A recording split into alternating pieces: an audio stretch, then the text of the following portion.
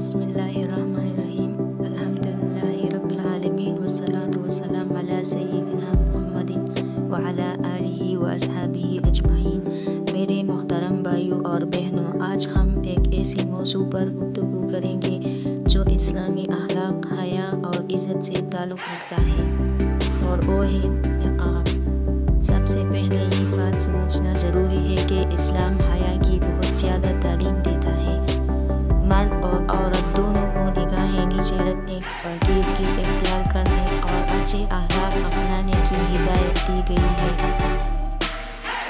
اسی لیے مسلمان خواتین مختلف انداز میں حجاب یا نقاب اختیار کرتی ہیں، اپنی دینی سماج اور اللہ تعالیٰ کی رضا کی نیت سے۔ ہمیں یہ بات بھی یاد رکھنی چاہیے کہ ایک مسلمان کی اصل خوبصورتی صرف لباس نہیں بلکہ اس کی ایمان، سچائی، نرمی، صبر، دیانتداری اور اچھے کردار سے ہوتی ہے۔ اگر ہمارے اخلاق اچھے ہو تو یہی اسلام کی بہترین دعوت ہے۔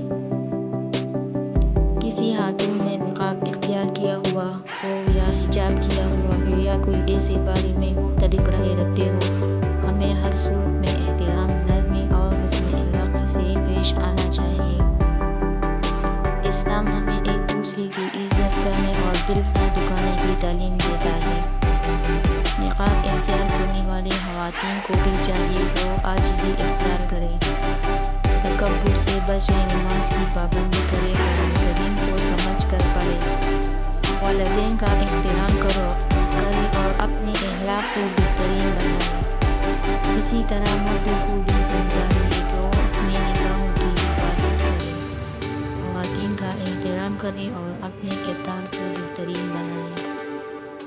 ہمیں سوشل میڈیا پر بھی ایسی گفتگو سے بچنا چاہیے جس سے نفرت، جھگڑا یا ایک دوسرے کی توہین پیدا ہو۔ اگر ہم دین کی باتیں کریں تو محبت، حکمت اور اچھے انداز میں کریں تاکہ لوگوں کو دلوں میں اسلام کی خوبصورتی ہو۔